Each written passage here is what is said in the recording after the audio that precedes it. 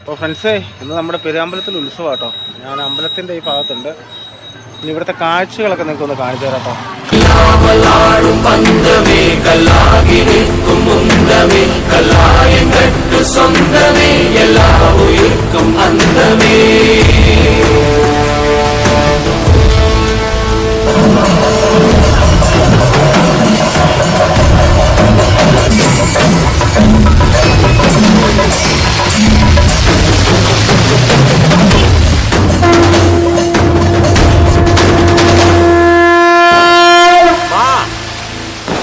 சிவனுக்கு 1000 பாட்டு இல்ல, ஒவ்வொரு நிமிஷமும் உச்சி கூட